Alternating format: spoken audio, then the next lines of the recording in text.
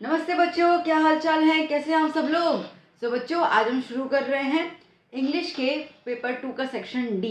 अब section D में आपको जो रहेगा वो अनसीन पैसेज रहेगा, प्रोज का और पोएट्री का। आपको कोई भी एक करना है, ठीक है। तो वेल, हम तो आप दोनों करेंगे, आपको जो इजी लगता है।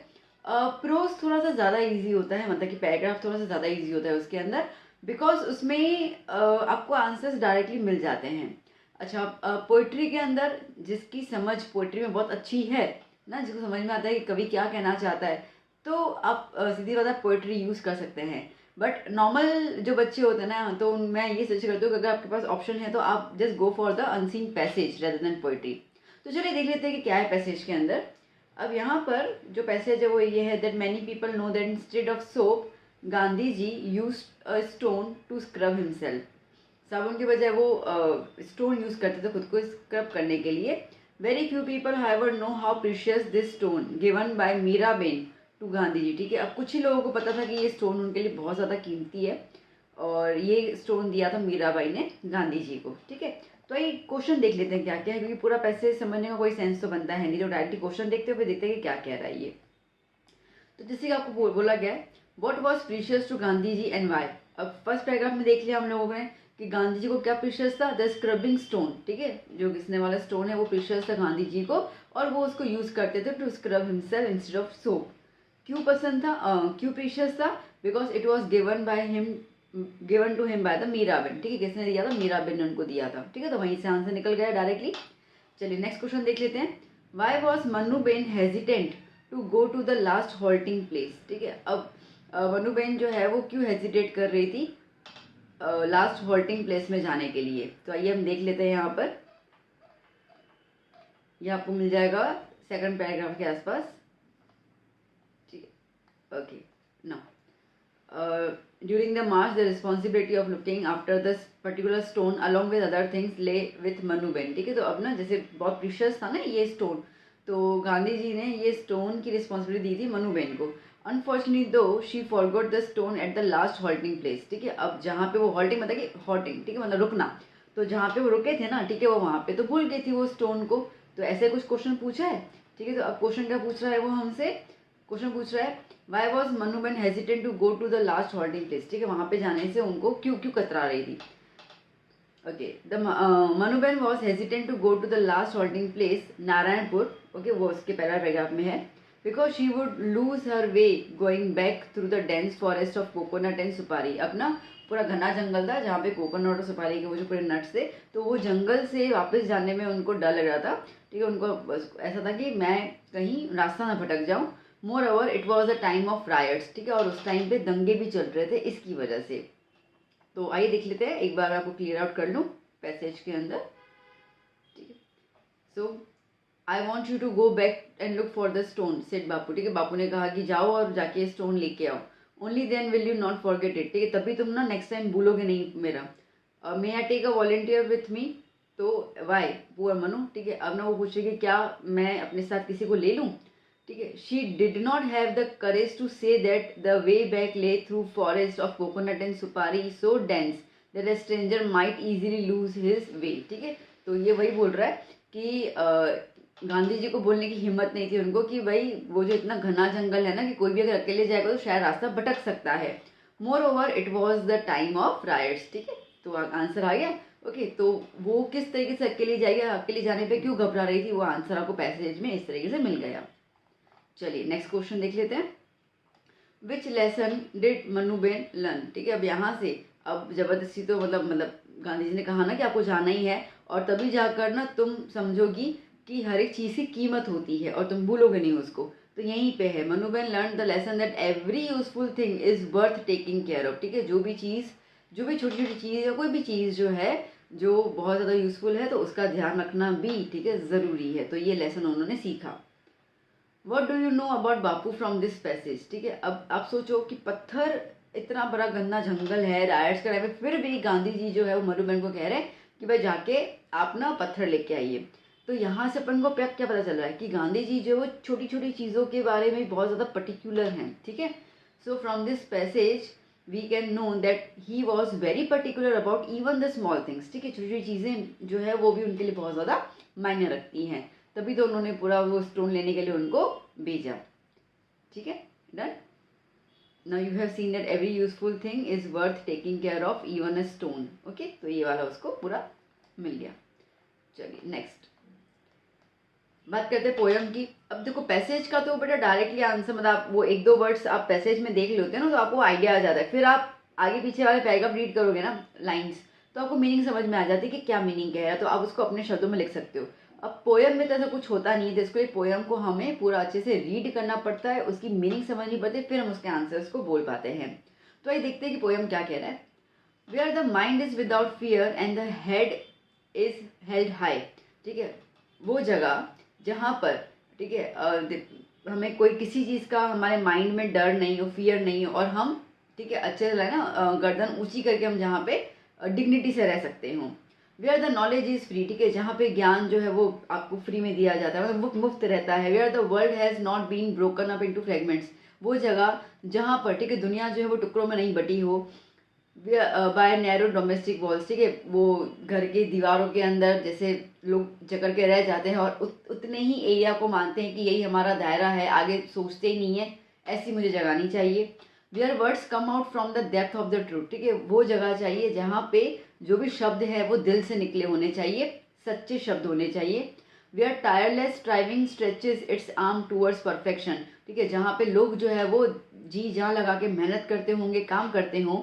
Where the clear stream of reason has not lost its way, ठीक है, वो जगह जहाँ पे पानी स्ट्रीम मतलब ना नदी बहती हो और वो नदी अपना रास्ता नहीं भूलती हो। Into the dreary desert sand of the dead habit, where the mind is led forward by thee into ever widening thought and action, ठीक है, जहाँ पर माइंड आपको लेके जाए उस जगह पे जहाँ पे आप खुले विचारों की जिंदगी जी सकते हैं और आप उस तरीके से एक्शन भी ले सकते हैं। Into that heaven of freedom my father let my country awake, ठीक है, यही ये जो जन्नत है, आज़ादी की जन्नत, ठीक है, माय फादर यहाँ पे कौन होगा? गॉड, ठीक है, God let my country awake, मेरे कंट्री को इस तरीके से आप उभारिए। अब बेसिकली ये वाली जो पोएम है ना वो रविंद्रनाथ टैगोर जी ने लिखी हुई थी। ये उस टाइम की पोएम है जब ब्रिटिश का रूल चला था यहाँ पे, और सब लोग जो थे वो स्लेवरी में बंधे हुए थे, ठीक है, तो उस टाइम पे उन्होंने लिखा था। तो जस्ट ये पोएम का मैंने आपको इंट्रो दिया, हालांकि आपको लिखना नहीं होता, बट जस्ट मैंने बता दिया। तो अब यहाँ पे क्या क्या क्वेश्चन आ रहे हैं वो अपन देखते हैं। About what is this poem written, ठीक है, अब आप खुद सोचिए यहाँ पे क्या हो रहा है कि हमें वो घर दीजिए, ठीक है, जहाँ पे हर कोई जो है वो खुले दिल से सोच सकता हो, ठीक है, कोई भी बंदिश नहीं हो उसके, ना मेंटली ना फिजिकली बंदिश, ठीक है। तो ये पोएम का मेन मोटो तो यही है। तो हम उसको कैसे लिख सकते हैं? The poem is written about the absolute freedom of citizens, like freedom from the darkness of ignorance, ठीक है। क्या बोला था पोएम में पोएट ने? That where the knowledge is free. अब नॉलेज का मतलब यहाँ पे ये किताबी नॉलेज नहीं, ठीक है, यहाँ पर नॉलेज का मतलब है कि ज्ञान होना, सही का ज्ञान होना, ठीक है, अंधविश्वास नहीं होना। तो इग्नोरेंस मतलब अंधविश्वास, ठीक है, तो वो नहीं होना, प्रिजुडाइज नहीं होना, डिसयूनिटी, आपस में झगड़ा, ये सब नहीं होना चाहिए, जितने भी अदर लेवल्स है ना वो सब नहीं होना चाहिए। इसके बारे में पोएम लिखी जा रही है। क्योंकि मैंने आपको क्या बताया कि ब्रिटिश का रूल था तो ये सब चीज़ें चलती थी ना, तो उनको ऐसा था कि जब हम आज़ाद होंगे ना तो मेरी कंट्री ऐसी होनी चाहिए जहाँ पे हर एक बंदा जो है वो फ्रीली जी सकता हो, ठीक है, इसके हिसाब से है। To whom this poet is addressed, अब ये किसको लिख रहे हैं? भगवान से प्रार्थना करें, it's a kind of prayer ना, ये एक प्रेयर की तरह रविंद्रनाथ टैगोर जी जो है वो कह रहे हैं। तो वो गॉड से बात कर रहे हैं, इसके लिए टू ऑल माइटी या फादर या गॉड, आप कुछ भी लिख दो, एक ही बात है, ठीक है। How is the world no and how does the poet how is the world now and how does the poet want it to be. अभी दुनिया कैसी है और पोएट कैसे चाहते हैं कि दुनिया कैसी हो। अब एक्चुअली पूरा का पूरा सेंट्रल थीम आ गया इस पोएम का कि अभी दुनिया जो है वो स्लेवरी में है, जकड़ी हुई है, ठीक है, बटी हुई है, और वो चाहते हैं कि मुझे ऐसी दुनिया चाहिए या ऐसी कंट्री चाहिए जहाँ पे लोग जिंदा दिली से जी पाएँ, जो भी बोले सच बोले, ऑनेस्ट हो, ठीक है, ट्रुथ उनके अंदर हो, ये सब चीज़ें हैं। तो एक बार स्टेटमेंट रीड कर लें। The poet wants that the world is not broken up into fragments, ठीक है, टुकड़ों में नहीं बटा हुआ होना चाहिए। अभी टुकड़े बटा हुआ है तो वो चाह रहे कि नहीं बटा हुआ होना चाहिए। बाय बायसेस एंड बिलीव्स, ठीक है, बायस मतलब कि भेदभाव, ठीक है, बिलीफ जैसे मैंने कहा अंधविश्वास होना, ये सब होना, ठीक है, उसमें नहीं होना चाहिए। Rather then in which every one is unified, ठीक है, इस ये बटा हुआ नहीं होना चाहिए। इससे अच्छा तो ऐसी दुनिया होनी चाहिए, ऐसा जहाँ होना चाहिए जहाँ पे सब लोग मिलजुल के रहें। ये एनविजन्स अ वर्ल्ड, एनविजन मतलब कि सोचना, ठीक है, मेरा कंट्री ऐसा होना चाहिए। A world where people are honest, ठीक है, वो ऐसी ऐसी कल्पना कर रहे हैं कि ऐसी हम दुनिया में रहें जहाँ पे लोग ऑनेस्ट हो, जो दिल से और अपने इमोशन से बात करें, ठीक है, दिमाग नहीं दिल से बात करें, ठीक है। किसी के भी देखो दिमाग जो है ना वो छल करता है, ठीक है, और दिल जो है वो साफ होता है। आपके दिल में जो होता है जब आप वो चीज़ कहते हो ना तो वो लगती है कि सच्ची सच्ची दी चीज़ है, बट जब जो दिमाग से काम करता है वो पता चल जाता है कि हमारे साथ छल कपट कर रहा है, ठीक है, तो वो चीज़ नहीं होना चाहिए।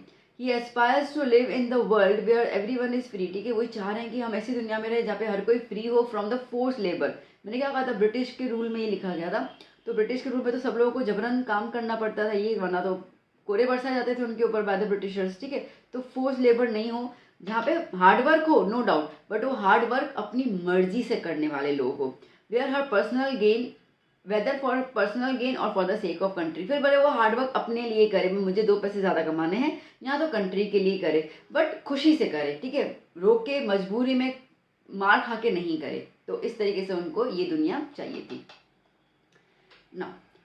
हु और what should always let the mind, ठीक है, हमारे माइंड में क्या होना चाहिए, इन्होंने क्या बोला कि ऐसी सोच होनी चाहिए जो आपको ब्राइट वाइट थिंकिंग दे।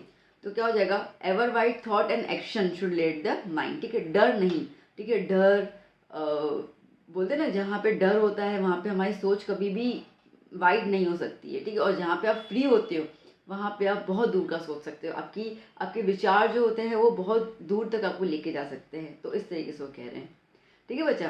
तो देखो पोयम में मैंने आपको समझाया, तो आपको क्लियर तो हो गया कि पोयम में आपको पूरी मीनिंग समझनी पड़ेगी कि वो क्या कहना चाह रहा है पोएट, और फिर आपको आंसर देना है। इसमें आपकी लैंग्वेज भी चेक की जाएगी, आपकी वोकेबलरी भी चेक की जाएगी, आपके ग्रामर भी चेक की जाएगी, बिकॉज आप कैसे फ्रेम कर रहे हो। तो अगर ऐसा कुछ आपको डिफिकल्टी लगती है then go for the unseen passage, ठीक है, वो वहाँ पे जाना तो वो आपके लिए ज़्यादा ईजी हो जाएगा। चलिए बच्चा चलते हैं, that was like just my opinion, बाकी तो जो आपको ठीक लगे अच्छा लगे, हर एक बच्चे का अपना अपना होता है। चलिए 53 क्वेश्चन, यू आर अवनी और Abhi Mehta, make a diary entry of your 2-day visit to your friends village, ठीक है। अब देखो बेटा डायरी एंट्री में पहले फॉर्मेट याद कर लेना। सबसे पहले यहाँ पे आता है डेट, ठीक है, जो भी आपका डेट रहेगा, डेट में 10th मार्च 5th मार्च, जैसे अगर समझो कल आपका एग्जाम है इंग्लिश का तो कल डेट होगी 27, तो 27 मार्च ऐसे करके, ठीक है, तो 27 जनवरी 2024 ऐसे लिख दोगे आप, ठीक है। फिर आपका रहेगा दिन कौन सा है तो वो लिख देना। फिर डियर डायरी, ये आपका फॉर्मेट रहना चाहिए। देखो ये 4 मार्क का होता है ना बेटा, तो उसमें आपको 1 मार्क का फॉर्मेट का मिलता है, ठीक है, तो इतना तो क्लियर हो जाएगा। तो चलो यहाँ पे तो क्लियर हो गया। अब हमारा शुरू होता है कंटेंट। अब कंटेंट में यहाँ पे ऐसा है कि आप 2 दिन जो है वो अपने दोस्त के विलेज में जा रहे हो, तो आपको 2 दिन को डिस्क्राइब करना है कि आपने कैसे कैसे दिन बिताया। देखो डायरी राइटिंग कोई कंपल्शन नहीं होता, समझ लो बेटा, पहले आप मीनिंग समझो, इसको आप रटाफिकेशन करने का कोई सेंस बनता नहीं है, आप पहले मीनिंग समझो मैं क्या बता रही हूँ। तो डायरी मतलब क्या, आज मैं आपको एक किताब दे रही हूँ और मैं कह रही हूँ कि सुबह से लेकर आपने जो भी काम किया ना आप बस लिख डालो। तो 4 अगर बच्चे बैठे, मैंने चारों को नोटबुक दूँ और मैं कहूँ लिखो, तो सबको लिखने का तरीका अलग अलग होगा, है ना। कोई ऐसा होगा जो बिल्कुल एग्जैक्टली टाइम के हिसाब से बताएगा कि इस टाइम पे ये हुआ था, यहाँ गया था, ये हुआ था, वगैरह वगैरह। कोई जो होगा वो जर्नल लिख देगा, कोई होगा कि पूरे दिन में जो खास इंसिडेंट्स हुए तो वो लिख देगा, समझ रहे हो। तो डायरी जो है वो अलग अलग रहती है। अब जैसे मैंने यहाँ पे कोशिश की है कि 4 मार्क के साथ थोड़ा सा तो अपन को लिखना पड़ जाएगा ना, तो मैंने आपको यहाँ पर डायरी राइटिंग में दोनों दिन का थोड़ा डिटेलिंग किया है कि किस किस तरीके से मैंने एंजॉय किया मेरे फ्रेंड का विलेज। कई जगह पे आप ऐसे भी लाइक आप डे 1 डे 2 नहीं लिखो, आप बस वहाँ पे विलेज में गए हो, ठीक है, आपने क्या क्या देखा, not specified with in the day, ठीक है, आपने क्या देखा, कहाँ कहाँ घूमे आप, वो भी नॉर्मल लिख सकते हो आप, ठीक है। तो आपको डे वाइज नहीं जाना तो वो भी ठीक है। ये जस्ट मैं आपको एक एग्जाम्पल दे रही हूँ। तो या ये सबकी अपनी अपनी क्रिएटिव राइटिंग होती है, समझ लो ना बेटा। तो आप कितने क्रिएटिव हो ना वो यहाँ पता चलता है। तो चलो इतना तो आपको ज्ञान मिल गया। ओके, अब मैं आपसे कह रही हूँ डायरी। अब मैंने आपको क्या बोला कि पूरे दिन में आपने क्या काम किया ना वो बताना। दैट मीन्स कि diary writing always be written in the past tense. समझ में आया। अब पास्ट टेंस मतलब सिंपल पास्ट टेंस, ठीक है। हम लोगों को ऐसे हेड फैड इतने लंबे लंबे टेंसेस लगाने की जरूरत नहीं है। याद करना वॉज वर ये 2 चीजें लगनी चाहिए, ठीक है, प्लूरल सिंगुलर के हिसाब से। या तो फिर अगर आप ये नहीं लगाते हो तो आप सिंपल पास्ट टेंस के हिसाब से जो भी आपका वर्ब होगा वो पास्ट टेंस में लेके जाना, दैट्स इट। और कुछ भी आपको इसके अंदर लंबा चौड़ा नहीं लिखना है। बाकी आपकी क्रिएटिविटी, आप कितना सुंदर वोकेबलरी यूज़ कर सकते हो वो आपके ऊपर डिपेंड करता है, ठीक है। तो आपकी इंग्लिश कितनी स्ट्रांग है वो डिपेंड करेगा। तो अब मैं आपको समझा रही हूँ, आप समझ लीजिए कैसे लिखना है। तो मेन फॉर्मेट आपको क्लियर हो गया ना, ठीक है। पहले पहले आई एम सॉरी, ठीक है, पहले पहले आपका डेट रहेगा, फिर मंथ रहेगा, कॉमा, फिर ईयर रहेगा, नीचे डे, फिर एक लाइन छोड़ के डियर डायरी, फिर उसके नीचे स्टार्ट पैराग्राफ, ठीक है। अब देखो कैसे लिखा है। A week ago my friend Ravi invited me over to his home in Tajpur village Gujarat, ठीक है। तो उसने इन्वाइट किया था। I met Ravi in our boarding school and he has been telling me amazing stories, ठीक है। वो मुझे बहुत अच्छी सी स्टोरीज बता रहा था अपने विलेज के बारे में, और वो इतनी इतनी कहानी बता रहा था that I was curious to see his place and so I agree to visit. हाँ भाई मैं तो आ रही हूँ। Okay, the trip took me an overnight, मुझे पूरा रात मुझे लग गया, मैं रात को निकली, ठीक है, पूरी रात मेरे को लग गई और मैंने कार के थ्रू जर्नी की and I reach there early in the morning, ठीक है। मैं सुबह सुबह पहुँच गई वहाँ पे, अब सुबह पहुँच गई, वहाँ से दिन शुरू होगा मेरा। तो अब मैंने लिखा है उसको day 1। Today I embark on a journey to my friends village, ठीक है। अब अभी एम्बार्क मतलब कि स्टार्ट, ठीक है। अब मैंने शुरू कर ली मेरे फ्रेंड के यहाँ पे journey. As I reach village, जैसे मैं विलेज पहुंची, I was greet by the warm smiles of the villagers, ठीक है। विलेजर्स जो थे उन्होंने बड़े प्यार से मेरा स्वागत किया। They were incredibly hospitable and made me feel at home, ठीक है। हॉस्पिटेबल इसका मतलब कि मेहमान नवाजी, ठीक है। तो इन्होंने इतनी शानदार मेहमान नवाजी की, मुझे लगा कि मैं तो अपने घर पे ही हूँ।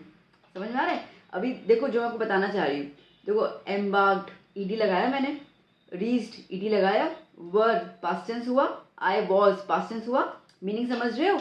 मैं आपको इसको रटने की नहीं बोल रही हूँ, मैं आपको बता रही हूँ कि आपको किस में लिखना है, पास्ट टेंस में लिखना है। या वॉज वर्ड लगाना है, या तो जो सिंपल हमारा जो टेंस होगा वो ईडी के फॉर्म में पास्ट टेंस में लिखना है, ठीक है। इस तरीके से आपको लिखना है। देखो अब जो मैंने इसको बहुत अच्छे से बनाने के लिए मैंने इनक्रेडिबल, ये वो, बॉम्ब, स्माइल्स, मैंने ये सारे वर्ड्स यूज़ किए ना। तो ऐसे करके आपको चीज़ों को बहुत अच्छे तरीके से प्रेजेंट करना है। My friend Ravi took me on a tour of the village. Took, देखो टेक का सेकंड फॉर्म क्या आ गया, टुक, तो आ गया पास्ट टेंस, ठीक है। मम्मी ने समझ रहा ना। We visited the local temple, ठीक है। लोकल टेम्पल में विजिट किया, विच वॉज मैग्निफिशेंट स्ट्रक्चर, ठीक है, जो बहुत ज़्यादा बड़ा था ना, बहुत मैग्निफिशेंट था। द इंटीग्रेट कार्विंग्स, ठीक है। अब इंटीग्रेट मतलब कि उसके अंदर जो डिज़ाइन होती है ना, ठीक है, इतनी ज़्यादा कॉम्प्लिकेटेड डिज़ाइनें थी वॉल्स के ऊपर, और ये प्रूफ दे रही है। Okay, these were a proof to the rich culture heritage of the village, की विलेज कितना ज़्यादा इसके उसकी पूरी पास्ट टेंस हमको पता चल रहा है कि विलेज कितना ज़्यादा कल्चरल था उस टाइम पे। वी ऑल्सो एक्सप्लोर्ड, देख रहे हो सब में ईडी ईडी लग रहा है। We also explored the near fields where the villagers were busy with their agriculture activities, ठीक है। फिर हम पास के खेत में गए जहाँ पे सारे के सारे जो गाँव वासी थे वो बिजी थे अपने खेती बाड़ी में। It was fascinating to see how they toiled hard to cultivate the land and provide for their families, ठीक है। ये देखना बहुत ज़्यादा अचंभा लग रहा था, और इस तरीके से कि कितनी मेहनत कर रहे थे वो खेती करने के दौरान, ताकि वो अपनी फैमिलीज़ को पाल पोस सकें, उनकी जो भी उनकी प्रोवाइड कर पाए उनको, ठीक है। इन द इवनिंग, अब शाम हो गई, we gathered around a bonfire and enjoy traditional folk music and dance performances, ठीक है। तो गांव में तो यही सब चलता है ना, उनकी जो लैंग्वेज होती है उसमें वो अपनी डांस करते हैं, बॉन फायर में एंजॉय कर रहे हैं। The villagers were incredibly talented, ठीक है। अब देखो अगर इन मतलब जितना आप, हम ये बोले विलेजर्स वर टैलेंटेड बोल सकते थे, इनक्रेडिबली इसका मतलब कि बहुत ज़्यादा होशियार है भाई वो तो। And the performances were mesmerising, और जिस तरीके से डांस करते, देखो हम उस गांव में जा रहे हैं, हम तो अनजाने, हमको तो उनकी कोई ट्रेडिशन पता ही नहीं है, तो जब हम देखेंगे तो हाय कितना मस्त कर रहे हैं। दीज वर द फीलिंग्स, ठीक है। तो इमोशंस के साथ आपको इसको लिखना है। We also indulge in delicious local cuisine, ठीक है। वहाँ का जो लोकल फूड है ना वो खाया, which was treat for my taste buds, ठीक है। मतलब वो ऐसा था ना कि अभी तक उसकी जो टेस्ट मैं भूल नहीं पाया ना, अभी तक मेरे मुंह में ही है उसकी टेस्ट, ऐसे करके, ठीक है। तो ये डे 1 हो गया। अब day 2, the next day I woke up to the melodious chirping of birds, ठीक है। अब आप खुद सोचो, आप ना शहर में रह रहे हो, गाँव में तो कोई इतना शोर शराबा होता नहीं है। तो जब सुबह सुबह उठोगे तो खेत खलियान है, पेड़ पौधे हैं, तो वहाँ पे चिड़िया होंगी, तो चिक चिक चिक चिक चिक करती रहेंगी, ठीक है। चुचू चुचू को वाली आवाज़ में आप उठ रहे हो, अब गांव की तो हवा हमेशा फ्रेश मानी जाती है, so the air was fresh and fascinating. Ravi and I decided to take a walk around the village to explore more of it beauty. ठीक है, अभी हमने डिसाइड किया मैं हम थोड़ा वॉक करते हैं और पूरा विलेज को अच्छे से देखते हैं हम लोग. फिर हम कहाँ पे आए, एक लेक के यहाँ पे आए, surrounded by the lush greenery. मस्त पूरी ग्रीनरी था और बीच में पूरा लेक था. And it was a perfect spot to relax. ठीक है, अब वो ऐसी जगह थी मस्त आराम से रिलैक्स करो, हल्की हल्की सी धूप है. ठीक है, और वहाँ पे शांति से ना पीस ऑफ माइंड लेके मेडिटेशन करो, कुछ भी करो. Later we visited the village school. फिर हम विलेज स्कूल गए जहाँ पे मैंने बच्चों के साथ इंटरेक्ट किया. Their enthusiasm for learning was inspiring. ठीक है, अब बच्चे मतलब इतने ज़्यादा स्टडी के लिए, ठीक है, इतने ज़्यादा एंथुजियास्ट थे, मतलब कि क्यूरियस थे कि हमको और ज़्यादा स्टडी करनी है. And we also had the opportunity to teach them few things. ठीक है, और हमें मौका मिला कि हम उनको कुछ नई चीज़ सिखा के जाए. And which was a rewarding experience. Rewarding experience मतलब कि रिवॉर्ड कब मिलता है, ठीक है, जब आप बहुत अच्छा काम करते हो. ठीक है, तो वो एक्सपीरियंस कैसा था कि संतुष्ट करने वाला. As my visit came to an end. अब तो घर पे वापस आना है. ठीक है, तो 2 दिन खत्म हो गए. I could not help but feel grateful for the warm hospitality and memories I had made in the village. ठीक है, मैं इतना ग्रेटफुल, मतलब इतना ज़्यादा मैं थैंकफुल खुद को फील कर रहा हूँ कि मेरी इतनी सुंदर मेमोरीज इस विलेज में बनी. It was a humbling experience to witness the simplicity and contentment of the villagers life. ठीक है, ये देखना मेरा शायद सौभाग्य होगा जहाँ पे मैंने गाँव वासियों की देखिए कितने सिंपल होते हैं ये लोग, कितने सच्चे होते हैं, उनकी ज़िंदगी कितनी सिंपल होती है. I had a great time there with some of the best memories to take me back with me. ठीक है, अवनी और अवी मेहता जो भी लड़का लड़की जैसे हो, तो दैट इज़ ऑल अबाउट. ठीक है, तो इस हिसाब से मैंने आपको बताया. बात समझ में आई ना कैसे करना है. ठीक है, तो देखो ये कंटेंट तो अभी कुछ भी दे सकते हो स्कूल में या बोर्ड के एग्जाम में, वट. चलिए नेक्स्ट क्वेश्चन 53. अब 53 क्या है. Famous cricketer visited your school. You are the sports secretary of your school. Write the 4 dialogues to interviewing him. अब देखो बेटा, इसमें ये वाला 53 और उसमें और है. ठीक है, और ये सब में ये याद है. तो अब ये ना आप किसी भी एक चीज़ की प्रैक्टिस करो, या तो आप डायरी राइटिंग में जाओ या तो आप इंटरव्यू में जाओ. अब मैं ये अपने हिसाब से मैं आपको सजेशन दे रही हूँ कि अगर आपकी इंग्लिश कच्ची पक्की है, टेंसेस का इतना ज़्यादा मजबूती नहीं है अपने हाथ में, वॉकेब इतनी अच्छी नहीं है, तो मैं आपसे गुजारिश करूँगी कि आप ना डायलॉग राइटिंग में जाओ. ठीक है, वो थोड़ी सी आसान हो जाएगी क्योंकि बातचीत तो हम वैसे बहुत ज़्यादा करते रहते हैं. ठीक है, तो बातचीत लिखना ईजी रहता है. डायरी राइटिंग में थोड़ा सा वो वर्ड्स, वॉकेब, कंटेंट सोचना थोड़ा डिफिकल्ट हो जाता है. ठीक है, तो अब ना यहाँ पे अगर जिस बच्चे को ऐसे लंबी लंबी चीज़ें लिखने की आदत है या जो अच्छे से प्रेजेंट कर पाता है, go for the diary writing, no problem. But जो बच्चा कच्चा पक्का हो ना कि ना बाबा इतना सब तो मुझसे नहीं लिखा जाएगा, then go for the dialogue writing. ठीक है, अब वो कैसे लिखना मैं आपको बता रही हूँ. देखो, तो यहाँ पे ऐसा है कि आप ना क्रिकेटर, आपके स्कूल में एक फेमस क्रिकेटर आया है, आप स्पोर्ट्स सेक्रेटरी अपने स्कूल के और आप उसको इंटरव्यू कर रहे हैं. अब आपको एटलीस्ट मतलब 4 डायलॉग, देखो 4 मार्क का है तो 4 डायलॉग लिखने पड़ेंगे कम से कम, उससे ज़्यादा हो तो कोई दिक्कत नहीं है. अच्छा, अब ना मेरी बात सुनना बेटा, कभी भी है ना इंटरव्यू कुछ भी डायलॉग राइटिंग में, अब बहुत सारे बच्चों को मैंने क्या देखा, वो कैसे लिखना शुरू करेंगे, hi how are you, I am fine, how are you. ये सब नहीं लिखना है आपको, इसके मार्क्स नहीं मिलने वाले. कुछ कंटेंट डालना पड़ेगा आपको, समझ रहे हो. हाय हाउ आर यू वगैरह सब चला गया. ओके, अब जैसे कि इंटरव्यू वाला है तो हम इंटरव्यू ले रहे हैं तो सीधा हम में से hi how are you sir ऐसे तो नहीं बोलेंगे. ठीक है, तो अब इंटरव्यू, आप खुद को रिपोर्टर समझो तो आप क्या क्या सवाल पूछोगे, तो 3-4 सवाल का डायलॉग बना दो, खत्म. अब जैसे कि मैंने यहाँ पे लिखा है कि इंटरव्यूइंग मिस्टर विराट कोहली. ठीक है, सबके फेवरेट. अब मैं यहाँ पे रिपोर्टर हूँ और विराट कोहली जी जो है वो मेरे यहाँ पर पधारे हैं फॉर द इंटरव्यू. अब सीधी सी बात है, उनको इनवाइट तो पहले करूँगी मैं स्टेज पे, है ना. So we are honoured to have amidst us none other than. ठीक है, हमारे बीच में, एमिस्ट मतलब हमारे बीच में और कोई नहीं बट मिस्टर विराट कोहली है, the most successful cricketer in Indian cricket history. Welcome sir. Clear हुआ. अब यहाँ पे इतनी तारीफ कर दी तो जब विराट कोहली जी होंगे तो क्या बोलेंगे, thanks for all praises but I stay nowhere in the comparison to the great cricket legends. ठीक है, thanks for the praise but मैं इतना काबिल नहीं हूँ. ठीक है, लेजेंड्स में कौन कौन आ जाएंगे, जैसे कि कपिल देव आ गए, सचिन तेंदुलकर आ गए. ठीक है, तो वो अपना वो ऐसे कंपेयर, उन क्रिकेट लेजेंड्स के मुकाबले तो मैं कुछ भी नहीं हूँ, ऐसे करके. तो एक डायलॉग क्लियर हो गया. अब स्कूल में आया ना, तो मैं कह रही हूँ कि our students are curious to know many things about you from you, ठीक है, आपसे सुनना चाहते हैं। पहली चीज़ मैं आपसे पूछना चाहूँगी, सीधा शुरू हो गया।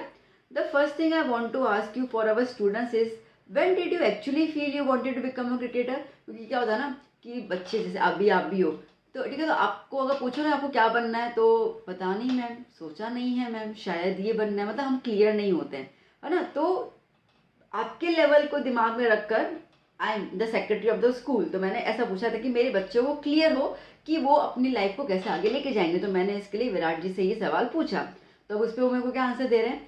अब जैसे मैंने कहा कि बच्चों को ज़्यादा क्लियर तो होता है नहीं, तो उन्होंने भी मेरे को वही आंसर दिया। Actually I never ever wanted to become a cricketer, football was my passion, ठीक है, मेरा पैशन फुटबॉल था। However as I got an opportunity to play cricket, एक बार मेरे को ऐसे अपॉर्चुनिटी मिल गई, मुझे बड़ा मजा आया खेलने में, I like it immensely, then there was no turning back. उसके बाद मैं कभी पीछे मुड़ के देखा ही नहीं। समझ में आया कि डायलॉग राइटिंग हो रही है ना, बातचीत। फिर मैंने पूछा did you find any challenges initially, तो क्या आपको स्टार्टिंग में कुछ चैलेंजेस आए। बट ऑब्वियसली सबके आते हैं, तो विराट जी भी वही कह रहे हैं, many challenges but challenges make us tough and strong, the more the challenges the more the strength, ठीक है, जितने चैलेंजेस आएंगे तो उतना ज़्यादा हम लोग स्ट्रेंथ बनेंगे। अब इसमें आप और कंटिन्यू कर सकते हो, ठीक है, मैंने तो जैसे आपको एग्जाम्पल के तौर पे दिया हुआ है, आप इसके अंदर कर सकते हो। आप जैसे विराट कोहली को दिमाग में रखकर आप कर सकते हो कि वो हमसे ये भी बोल सकते हैं that I found the challenges, okay. जहाँ पे हम ये चीज़ बोल सकते हैं कि in the initial stages I was not able to hold the bat properly, okay, I was not able to strike the ball या 6-4 वॉट एवर, जो भी। अब मेरे को मैच की इसकी क्रिकेट की लैंग्वेज थोड़ी आती नहीं है, ठीक है, इसके लिए I am sorry for that, but मैंने इसके लिए इतना इतना कहा कि चैलेंज सबके लाइफ में आते हैं, ठीक है, तो वो भी आप इसके अंदर लिख सकते हो। अब इन्होंने 4 डायलॉग को, तो मैं 4 लिखे हैं, आप उससे ज़्यादा लिख सकते हो।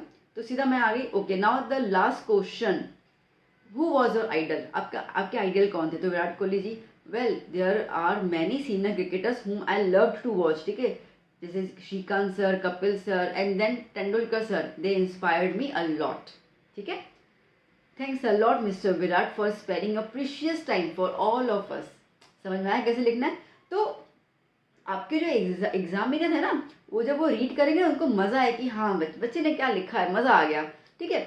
हाय हेलो ये वो ये सब चीज़ों पे ना नहीं मिलेंगे। एग्जामिनर को पकड़ के रखो अपने हाथ में, ऐसा ऐसा लिखो ना कि बस खुश हो के आपको मार्क्स दे दे, ठीक है। तो उसके साथ आपको ये सोचना पड़ेगा कि कैसे हमको करना है। English is all about creativity, जितना आप क्रिएटिविटी से आप लिखोगे ना, उतने आप शानदार मार्क्स लेके आओगे। सिंपल फंडा तो यही है बेटा। चलिए, 54 question, you are the secretary of the recreation club of your school, the annual day celebration of the school is to be held next month, ठीक है, नेक्स्ट मंथ में एनुअल फंक्शन होने वाला है, तो उसके लिए अपन को नोटिस लिखना है। चलिए, तो देखो बच्चा, अब इसका फॉर्मेट समझ लो, 4 मार्क का है ये। सबसे पहले आपको ये बॉक्स बनाना है ना। उसके बाद आपको यहाँ पे लिखना है स्कूल का नाम with name of the city, ठीक है। तो स्कूल का नाम आ गया, जिसमें लिखा है ग्रीनवुड्स ग्लोबल स्कूल अहमदाबाद। अब एक लाइन छोड़ दी नीचे, ठीक है, नोटिस कैपिटल लेटर में, हमेशा याद करना, नोटिस किस में आएगा, कैपिटल लेटर में ही आएगा, ठीक है बच्चा, कैपिटल लेटर, ठीक है। फिर साइड में आपका डेट आ जाएगा, जिसमें लिखा हुआ है October 1, ठीक है, आप ऐसे भी लिख सकते हो, आप ऐसे भी लिख सकते हो, 1 October 2023, ठीक है। ये आपने एक काम करना, इस तरीके से लिखना, आपको हैबिट है ना इस तरीके से लिखना, आप इस तरीके से लिख दो ना, इसमें कोई इशू नहीं है। फिर आपने एक लाइन लीव कर दी, अब आप यहाँ पे लिखोगे टाइटल। टाइटल क्या है बच्चों, टाइटल है हमारा एनुअल डे सेलिब्रेशन, तो मैंने वो लिख दिया। अब ना नोटिस में एक चीज़ याद करना, स्टार्टिंग वाला वर्ड तो याद ही कर लेना, क्या है, दिस इज टू इन्फॉर्म, ठीक है, दिस इज टू इन्फॉर्म। अब नोटिस है तो इन्फॉर्म तो कर ही रहे हैं हम लोग, ठीक है। अब जनरली नोटिस आपको दिया जाएगा स्कूल के रेस्पेक्ट में ही, तो आप स्टूडेंट्स को ही इन्फॉर्म कर रहे हो, ठीक है। तो this is to inform you या ऑल द स्टूडेंट्स। अब स्टूडेंट्स को कर रहे हो तो ऐसा है कि भाई 6th क्लास से लेकर 12th क्लास तक के बच्चों को लेना है। From classes 6 to 12th that annual function is going to be held on the 5th November 2023, ठीक है, 11:30 सुबह से 2:30 बजे तक रहेगा एट द स्कूल ऑडिटोरियम, यहीं पर ही होगा, ठीक है। आप वेन्यू चेंज करना चाहते हो, कोई लिखो, आप लिख सकते हो एट द टाउन हॉल, आप शाम का टाइम लिख सकते हो, जो भी, इट्स अप टू यू। अब students who want to participate in the cultural activities such as dance, plays, mimicry, fashion show, कुछ भी मैंने एक्सेट्रा करके छोड़ दिया। अगर आपको इवेंट्स की लिस्ट बनानी है तो आप इवेंट्स की लिस्ट बना के भी लिख सकते हो। Should give the name to the respective class teacher latest by the October 25 अक्टूबर तक आपको दे देना है। ओके नाउ अब कौन है, like Chirag Jaiswal, secretary recreation club, done. ठीक है, तो अब इसमें पॉइंट समझ में आई। देखो मैं फिर से पॉइंट्स आपको समझा दूं। मेन आपको ये समझना है कि लिखना क्या क्या है। तो यहाँ पे सबसे पहले आपका आएगा ऑर्गेनाइजेशन का नाम, डन, फर्स्ट आ गया। सेकंड आप लिखोगे नोटिस कैपिटल लेटर में, ठीक है। थर्ड आप लिखोगे डेट लेफ्ट साइड में। फोर्थ आप लिखोगे एनुअल, जो भी आपका टॉपिक टाइटल है वो लिख दिया हम लोगों ने, टाइटल 4th नंबर, ठीक है। अब बीच में आएगा आपका 5th नंबर पे बॉडी, बॉडी मतलब कि पूरा का पूरा कंटेंट, ठीक है। फिर आएगा 6th नंबर पे नेम, नेम ऑफ जो भी आप ना क्या बोलते हैं अपन, नेम एंड डेजिग्नेशन, ठीक है, जो भी लिख रहा है। जैसे स्कूल में वाइस प्रिंसिपल भी होता है तो यहाँ पे वाइस प्रिंसिपल लिख सकते हैं, ठीक है। तो नेम तो आ गया और डेजिग्नेशन आ गया 7 नंबर में, ठीक है। अभी यहाँ पे उन्होंने बोला सेक्रेटरी तो अपने सेक्रेटरी लिख दिया, वाइस प्रिंसिपल बोलेंगे तो वाइस प्रिंसिपल लिख देंगे हम लोग। बात समझ में आई। तो देखो नोटिस राइटिंग इस चीज़ के लिए ईजी होता है क्योंकि इसमें आपको ज़्यादा कुछ भर भर के करने की ज़रूरत नहीं है। अगर आपने फॉर्मेट, मैंने 7 चीज़ आपको बताई, ठीक है, तो 7 चीज़ों को अगर आप अच्छे से लिख देते हो तो 4 में से आपको 3 मार्क्स आराम से मिल जाएंगे, ठीक है। 1 मार्क कटिंग का क्या है कि भाई थोड़ा बहुत होता है कि भाई सही से फॉर्म नहीं किया है ना, तो उसका मार्क मैं भी काट रही हूँ। अच्छा, दिस इज़ टू इन्फॉर्म तो लिख ही देना, ये पहला आपका स्टेटमेंट होना ही चाहिए, ठीक है। उसके बाद आपको जो भी टॉपिक दिया गया उस पर लिख दो। इसमें कोई ज़्यादा इंग्लिश लिखने की ज़रूरत होती नहीं है, ठीक है। टाइमिंग दिमाग में रख दो, वेन्यू दिमाग में रख दो, ठीक है, कुछ भी रख दो, उससे आपको ये चीज़ बता देनी है। बात आई समझ में। तो फॉर्मेट क्लियर हो गया ना। इस तरीके से ही फॉर्मेट आपको हर जगह पे प्रेजेंट करना है, बॉक्स बनाना है, ठीक है, डन। चलिए नेक्स्ट 54 क्वेश्चन क्या कह रहे हैं बच्चा, अब और में है 54, ये वाला नोटिस सेटिंग था। इसमें क्या है, you are the owner of a fitness centre, prepare an impressive advertisement for the promotion of your fitness centre. अब एक चीज़ बताओ बेटा, 3 आपको ऑप्शन मिलते हैं, एक तो नोटिस राइटिंग जो भी अपन ने देखा, दूसरा एडवर्टाइजमेंट, तीसरा पोस्टर, ठीक है। तीनों में से आपको कोई भी एक चीज़ करनी होती है। अब ना मुझे ज़्यादातर ऐसा लगता है कि एडवर्टाइजमेंट और पोस्टर काफ़ी ईजी होता है। देखो ना तो कोई फॉर्मेट का झंझट इसके अंदर, समझ रहे हो, ना कोई फॉर्मेट का झंझट है इसके अंदर, ना है आपको डेट याद करनी है, कुछ याद करना है, ठीक है। ना आपका कोई यहाँ पे ग्रामेटिकल एरर निकालेगा क्योंकि इतना ग्रामर अपन यूज़ ही नहीं करते, इतना लिखना ही नहीं होता अपने को, ठीक है। स्टेटमेंट्स लिखने नहीं होते हैं तो वो चीज़ होता है नहीं। तो फॉर्मेट और इसके हिसाब से जो मार्क्स कटनी चाहिए, ग्रामर और फॉर्मेट तो उसमें होता ही नहीं है। तो आपको बस मेन मेन चीज़ें लिख दो, आपका एडवर्टाइजमेंट रेडी हो गया। बात समझ में आई। चलो देखते हैं अब इसको कैसे करना है। जैसे कि लिखा हुआ you are the owner of the fitness centre prepare, ठीक है। तो हम लोग फिटनेस सेंटर के ऑनर है। फिटनेस सेंटर में योगा आ जाता है, जिम आ जाता है, ठीक है, पिलाटेस आ जाता है, बहुत कुछ आ जाता है, ठीक है। तो या स्पोर्ट्स क्लब, छोड़ दो स्पोर्ट्स नहीं, तो ये फिटनेस सेंटर में आ गया। तो अब जैसे मैंने यहाँ पे योगा को मेन रखा हुआ है, ठीक है। अब सीधी बात, आप ऐसे बॉक्स बनाओगे, एडवर्टाइजमेंट कर रहे हो ना, तो आपके पास A4 साइज का पेपर होता है तो उसका बॉक्स बनाना पड़ेगा ना कि भाई इतना अपन यूज़ कर रहे हैं, ठीक है। तो ये हो गया आपका A4 साइज का पेपर। मतलब नॉर्मली अगर हम देखें तो आपको एक बॉक्स बनाना है। जैसे मैंने योगा को यहाँ पे फिटनेस सेंटर दिमाग में रखा, ठीक है। तो न्यू एलिपोर योगा शिक्षा केंद्र नाम है उसका, ठीक है। तो यहाँ पे नेम आ गया, ऑर्गेनाइजेशन का लिखोगे ना, आज एडवर्टाइजमेंट में जो ऑर्गेनाइजेशन होगा अपना नाम तो लिखेगा, तो वो तो आ ही गया, ठीक है। अब ना आप ऑफरिंग, देखो एडवर्टाइजमेंट का मतलब क्या होता है, लोगों को अट्रैक्ट करना कि वो आपके यहाँ पे आए।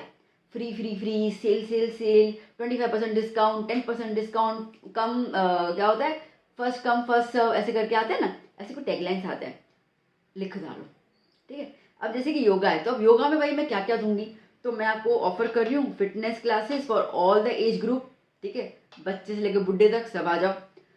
योगिक ट्रीटमेंट, मैं ऐसे योगा सिखाऊंगी जहाँ पे आपकी क्रोनिक डिजीज, मतलब कि वो डिजीज जो डॉक्टर भी नहीं हल कर पा रहे हैं, हम लोग यहाँ पे हल कर देंगे योगा के थ्रू, थेरेपी आ गई। तीसरा मैं क्या दे रही हूँ, वेट लॉस प्रोग्राम, लोग तो इसके लिए मरते हैं, ठीक है, पतला होना है पतला होना है पतला होना है, तो चलो वो भी दे रही हूँ। किड्स का भी योगा दे रही हूँ मैं। गाइडेड मेडिटेशन, मेडिटेशन भी दे रही हूँ कि किस तरीके से आप ना, क्योंकि आजकल स्ट्रेस वाली ज़िंदगी है, एंग्जाइटी वाली है, तो मैं शांति ओम नमः शिवाय बोल के पीस ऑफ माइंड वो भी गाइड कर रही हूँ। पॉइंट समझ में आ रही है, ठीक है। तो मैंने क्या, मैं अट्रैक्ट करूँ लोगों को, देखो मैं आपको यही चीज़ें सब सिखाऊंगी, मतलब कि आपकी ज़िंदगी जो है वो जिंगल वाला हो जाएगी, एंड मोर, इसके अलावा भी। फॉर मोर इन्फॉर्मेशन कॉन्टैक्ट, अब कोई भी 2 नंबर लिख डालो, 1 नंबर लिख डालो और एड्रेस, ठीक है।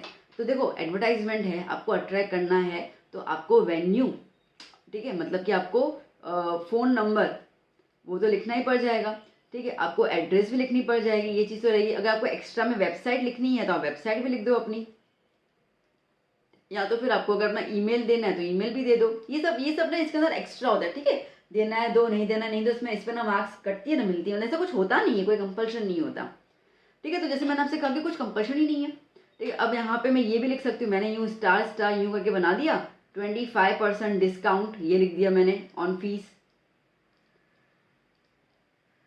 For first 10 members.